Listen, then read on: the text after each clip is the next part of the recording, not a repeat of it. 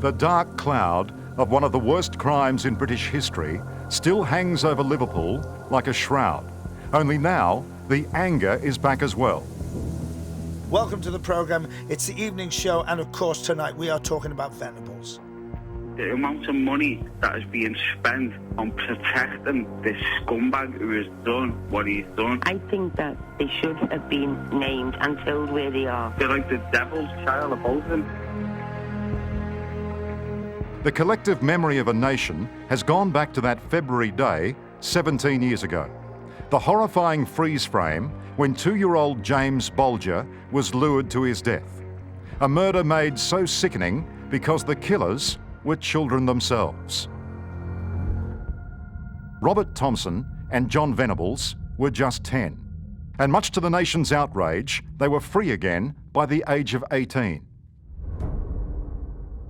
It's an awful thing to say, and it's an awful thing to say on television. They've had a taste of blood, and I believe they will never change.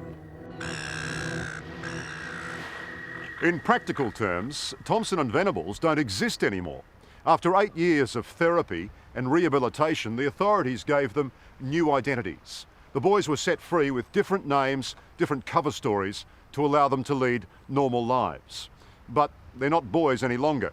And at 27, Jon Venables is charged with a new and grotesque crime: downloading and distributing child pornography. It means the controversy over how 2 child murderers got off so lightly is exploding all over again. Despite all the work that was done to try and rehabilitate them back into society, it's obviously failed, and it looks as if there have been some serious failings. Detective Superintendent Albert Kirby headed the Bulger murder investigation. Tonight, he'll reveal an aspect of the case that was suppressed at the time, that shows what a truly evil act it was, and makes you wonder if what's happening now was inevitable.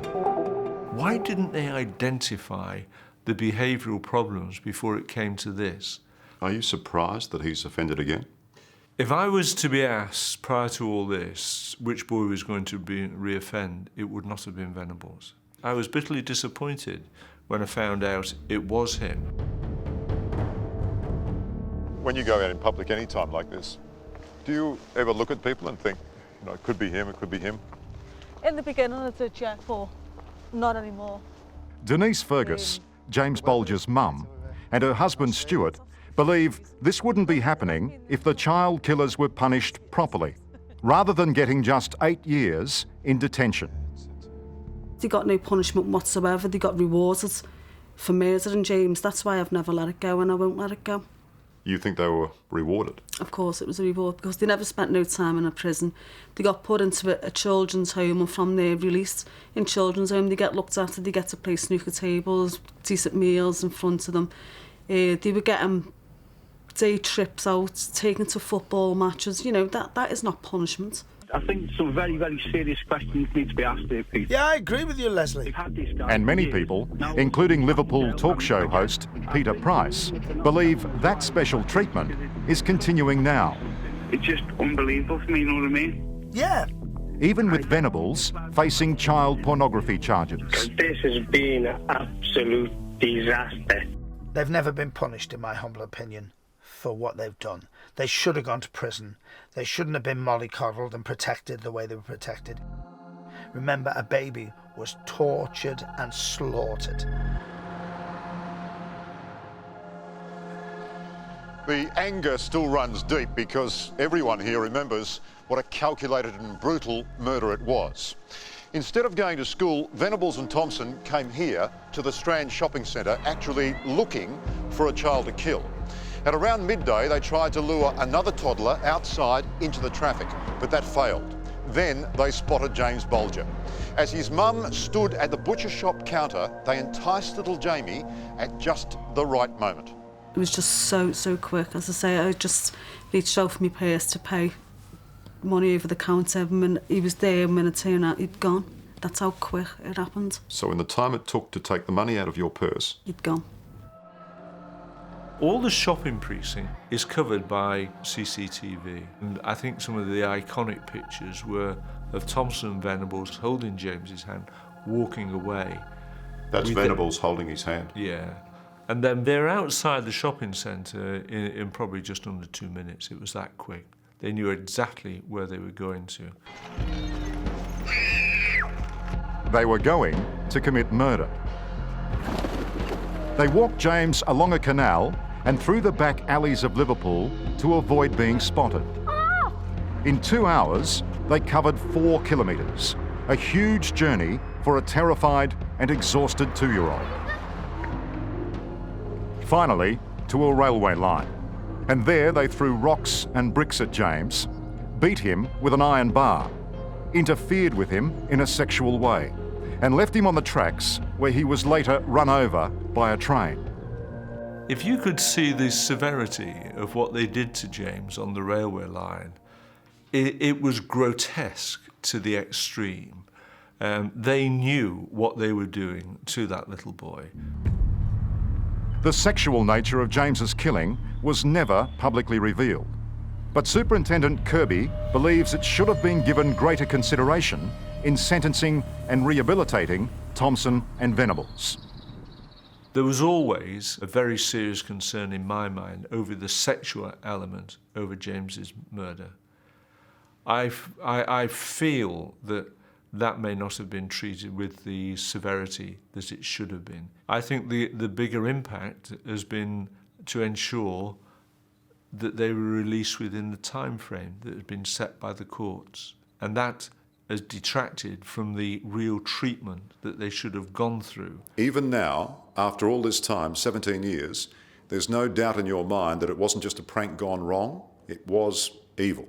Yes, there's no doubt in my mind at all. It was complete evil intent. I think they'd got a hot potato and just didn't know what to do after a while and how to get rid of him. And tragically, the rest is history. They took him up to the railway. Given the level of anger, Lawrence Lee is a brave man. One of the few in Britain who, to this day, dares defend the boys. He was Jon Venables' lawyer. Are you telling me it wasn't premeditated, that they didn't intend to kill James Bulger? I think that they wanted to take this little boy for a laugh, as it were, and having taken him, couldn't give him back, and they just didn't know what to do. And the logic of 10-year-olds, unfortunately, evil 10-year-olds as it turned out, dictated that they dealt with him in a way totally different than should have been. You sound as though you still have some sympathy for Venables.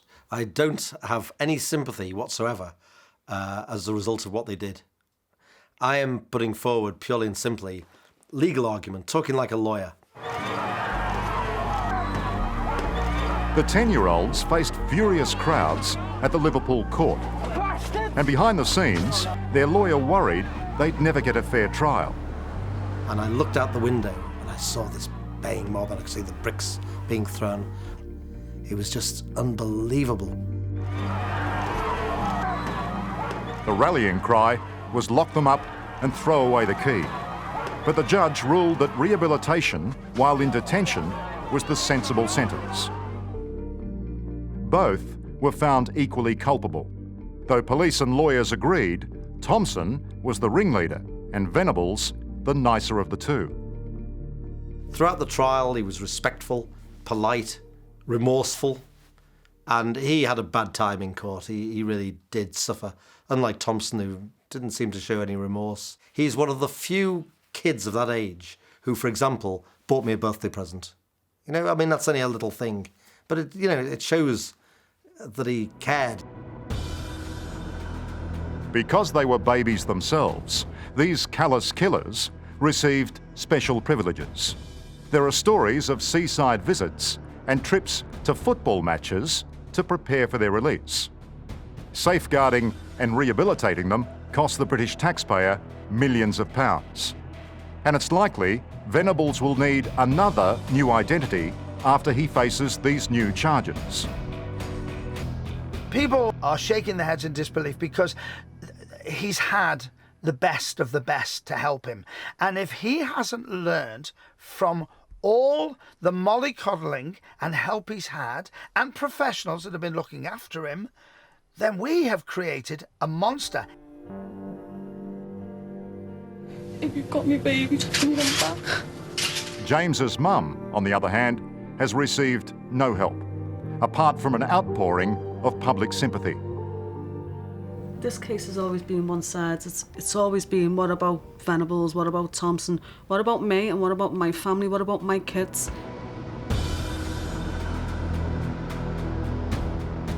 To add insult to injury, it was reported that after his release, Venables made return visits to Liverpool to walk the streets of the town he's so horrified. Denise has been told he was a heavy drinker, prone to violence, and was seen boozing and chatting up young girls in local pubs. Oh God, it just doesn't even bear to think about. Isn't one of the parole conditions that he's not allowed to come to Liverpool? Well, that was the agreement, but as I say, the allegations that he has been coming to Liverpool, and he's certainly not allowed to come near me or my family. How do I know he hasn't been to my sister's house with her daughter, or, you know, my brother's house with his daughter? I just don't know. Venables' rearrest has British authorities questioning the entire handling of the Bulger case. I think the sentence was far too low. I think it was too low, not only for punishment purposes, but also to be assured that they could actually make that integration back into society. They should be incarcerated without any shadow of a doubt. They never have been. What, just throw Thompson back in jail too? If it is proved that Venables has, in fact, been found guilty of these hideous crimes, it's just touching on something that could be even more sinister. And I think they should go back and revisit the case and maybe see if there's any evidence to prove that both of them were involved in something far more sinister. James's mum says she tries not to think about his murder for her family's sake. After the tragedy, Denise's marriage failed and she remarried to Stuart Fergus. They have 3 young boys. But their lives will be forever haunted by 2 names, Jon Venables and Robert Thompson. One awaiting trial and now back behind bars. The other free to roam the world with a new identity. Do you know where Thompson is? Speculations that he's in Australia, but I'm not sure if that's 100% true. Australia? But no one's told you for sure? No. You've done very well to bounce back, haven't you? I always bounce back.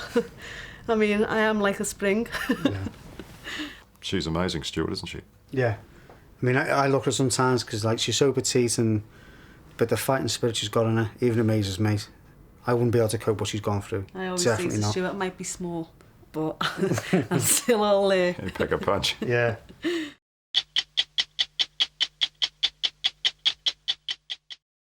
Hello, I'm Liam Bartlett. Thanks for watching. To keep up with the latest from 60 Minutes Australia, make sure you subscribe to our channel. You can also download the 9Now app for full episodes and other exclusive 60 Minutes content.